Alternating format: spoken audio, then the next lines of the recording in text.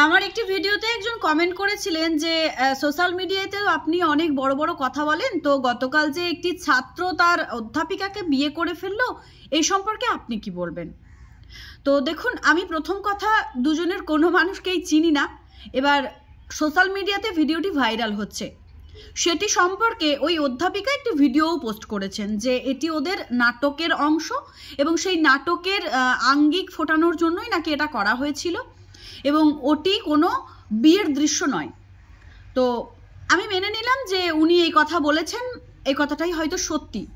এবার অনেকে প্রশ্ন তুলছেন, যদি নাটকেরই অংশ হবে তাহলে তাকে স্কুল বিদ্যালয় থেকে বা কলেজ থেকে ছুটি দেওয়া হলো কেন?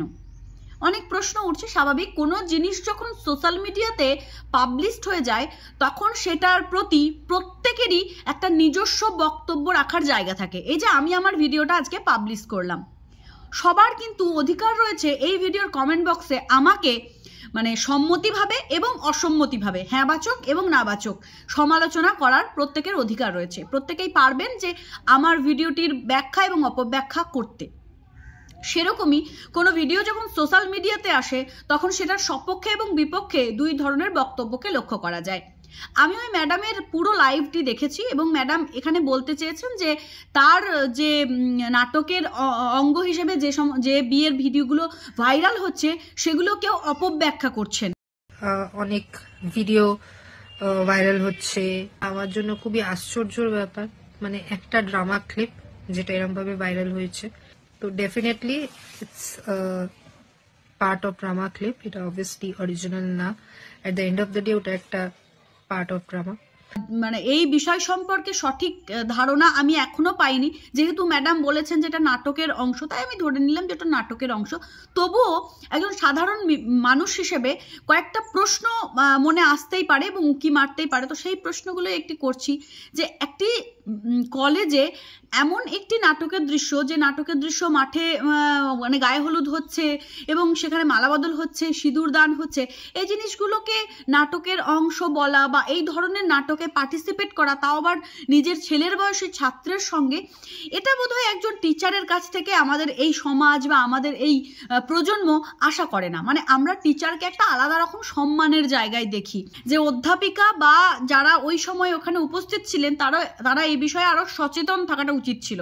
কেননা ওই নাটকের দৃশ্যটিকে এতটাই রিয়েলিস্টিক বলে মনে হয়েছে এবং এতটাই রিয়েল লেগেছে সবকিছু, যে এটা যে নাটকের দৃশ্য এটা বিশ্বাস করতেই আমাদের মতন দর্শককে মানে 10 বার ঢোক গিলতে হচ্ছে যে এটাও নাটকের দৃশ্য ছিল সত্যি, নাকি সত্যি এই প্লটটাকে চেঞ্জ করা হচ্ছে যেহেতু সোশ্যাল মিডিয়াতে একটা নোংরাভাবে ভাইরাল হচ্ছে বলে। তো যদি এটা নাটকের দৃশ্য হয়ে থাকে তবুও বলবো যে এমন কোনো নাটকে ছাত্রী এবং অধ্যাপিকার এইভাবে পার্টিসিপেট করাটা উচিত নয় যে নাটক দেখলে মানুষের মনে বিভ্রান্তের সৃষ্টি হয়। আর যদি আপনাদের কথা অনুযায়ী যে এটা নাটকেরই দৃশ্য হয়, তবে বলবো যে আপনারা এমন একটি নাটককে প্রমোট করছেন মানে যেখানে পাত্রীর বয়স পাত্রের থেকে ডাবল। এটা বোধহয় যেন সমাজের জন্য একটা রুচিসম্মত বা সৃষ্টিশীল নয়। কেননা মেয়েরা অল্প বয়সে ডেভেলপ হয়, যেটা পুরুষ মানুষের সেই ডেভেলপমেন্টটা নিজেদের মধ্যে নিয়ে আসতে তার বয়সের কিছু বছর, 2 বছর, 5 বছর, 10 বছর প্রয়োজন পড়ে। এই কারণের জন্যই কিন্তু মানে ছেলেদের বয়স সবসময় একটু বেশি আর মেয়েদের বয়স একটু কম দেওয়া হয় বিয়ের ক্ষেত্রে। মানে সাধারণ যে বিয়েগুলো, আমরা টিচারকে একটা আলাদা রকম ভক্তির জায়গায় দেখি। আমরা মানে ঈশ্বর পিতামাতার পরে আমরা টিচারকে স্থান দিই। আমরা বলি যে গুরুজন হিসেবে একমাত্র বাবা মা এবং তারপরে হয় শিক্ষক শিক্ষিকা। তো সেই জায়গা থেকে মানুষের মনে এই কৌতূহলটা আসাটা কিন্তু অযৌক্তিক কিছু নয়। এইভাবে মাঠের মাঝখানে গায়ে হলুদ করানো এবং সেটা মালা বদল করানো এবং পান পাতা দিয়ে মুখ ঢেকে, মানে সমস্ত রিচুয়ালস যেভাবে পালন হয় আর কি, ওই রকম ভাবেই কিন্তু বিয়েটা দেখানো হচ্ছে। এবং ভিডিওটা ভাইরাল হওয়ার আরো একটা বিশেষ কারণ হচ্ছে মানে এমনভাবে মন্ত্রগুলোকে উচ্চারণ করা হচ্ছে, এমনভাবে সমস্ত কিছুকে দেখানো হচ্ছে যেন এটা লাগছে যে এটা কোনো নাটক হতেই পারে না, এটা একটা সত্যিকারের দৃশ্য। তো একজন সাধারণ দর্শক হিসেবে বা একজন সাধারণ ছাত্রী হিসেবে আমি একটাই কথা বলতে চাই যে কোনো শিক্ষিকা তার ছাত্রের সঙ্গে এই ধরনের নাটকে পার্টিসিপেট না করাটাই উচিত।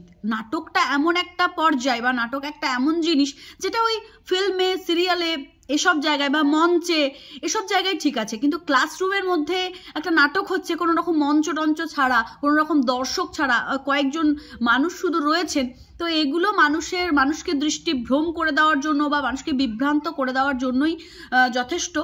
তো আমি একজন সাধারণ মানুষ হিসেবে এই কথাগুলি বললাম। হয়তো এটা যদি সত্যিই কোনো নাটকের দৃশ্যই হয়ে থাকে তবে এটা নিয়ে আর জলঘোলা করা উচিত নয়, কেননা একটা মানুষের পার্সোনাল মানে জীবনটা যদি ক্ষতিগ্রস্ত হয় একটা ভিডিওর জন্য, সেটা খুবই দুঃখজনক ঘটনা। আগামী দিনে কোনো টিচারের কাছ থেকে মানে তার ছাত্রের সঙ্গে এরকম মানে বিয়ে হচ্ছে এই টাইপের কোনো নাটকে অংশগ্রহণ করাটাও বোধহয় যেন একটু ভেবে চিন্তেই করা উচিত।